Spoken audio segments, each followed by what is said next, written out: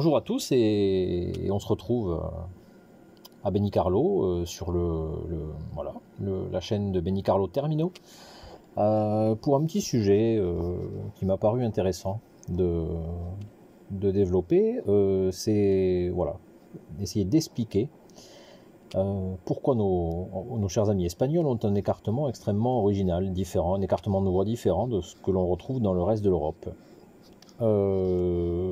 Donc cet écartement-là, il y a une explication qui traîne depuis très longtemps, qui dit que le chemin de fer ayant commencé à se développer dans les années 1830, 1840, 1850, dans la plupart des pays d'Europe, les Espagnols étaient traumatisés par l'invasion napoléonienne qui remontait à peine 30 ans avant, et s'étaient dit, on ne va pas se faire avoir. L'écartement, on va pas faire le même qu'en France pour éventuellement limiter l'invasion s'il doit y en avoir une à nouveau. Sachez que cette explication qu'on retrouve même sur Wikipédia, pour vous dire, elle est totalement fausse. Pourquoi ? En réalité, en Espagne, le chemin de fer a commencé à se développer à peu près à la même période que dans les autres pays d'Europe. En France notamment, en Italie, en Allemagne. Et pour l'établissement des premiers chemins de fer, le tout premier chemin de fer espagnol a été mis en place, a été construit à Cuba, qui était à l'époque un territoire espagnol.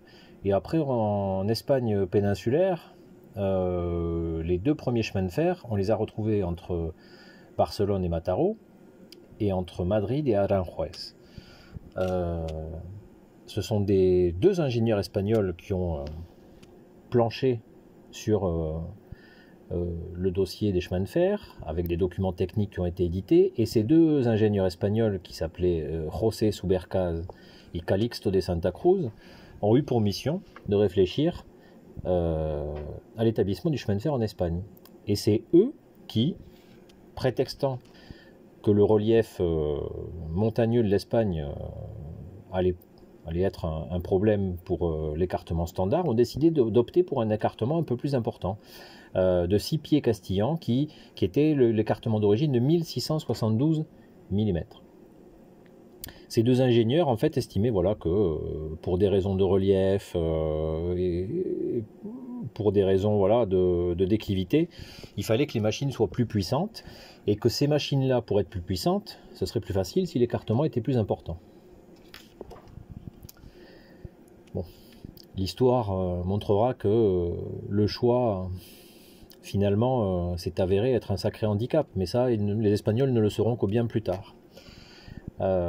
Petite précision, donc cet écartement il a été légèrement modifié, puisque l'essentiel des chemins de fer, c'est les compagnies anglaises qui les ont construites, et il aura été légèrement inférieur à ce qui était prévu au départ, mais voilà. Et l'écartement définitif espagnol ne va arriver que dans le courant du XXe siècle, puisque pour s'harmoniser avec son voisin portugais, qui avait un écartement différent encore de l'écartement espagnol, les deux pays ont décidé de s'entendre pour adopter définitivement l'écartement ibérique de 1668 mm.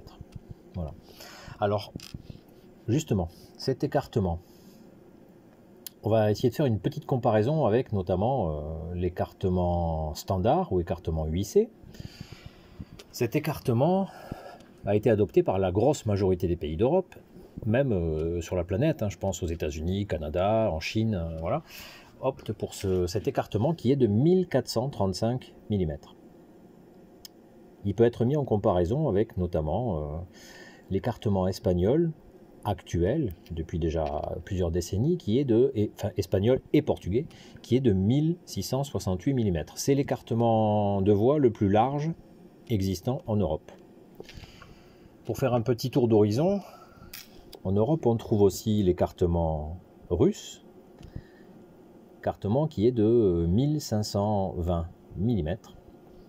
C'est un écartement donc inférieur à l'écartement ibérique, mais un petit peu plus important que l'écartement UIC.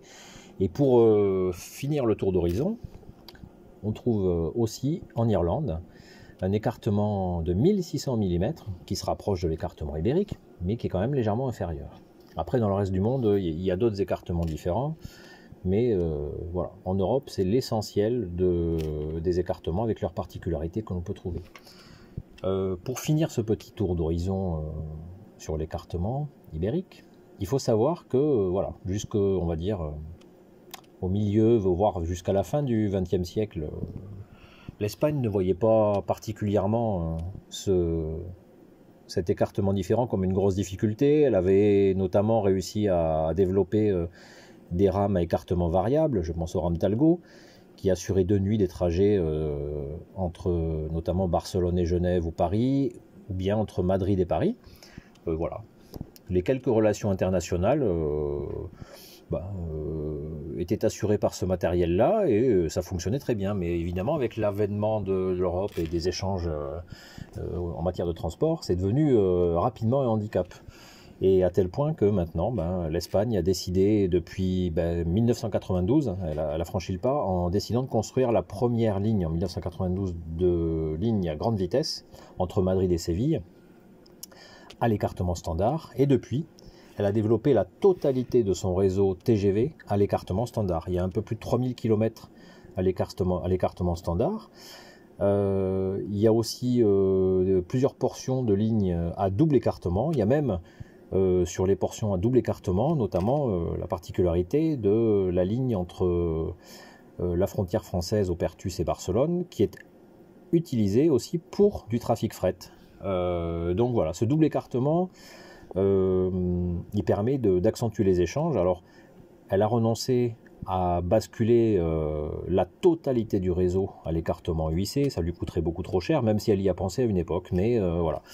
De nos jours, ce choix qui remonte au début, à la première moitié du 19e siècle, maintenant, est un choix qui, il faut bien le reconnaître, aura coûté très très cher à l'État espagnol, mais voilà, c'était une petite explication.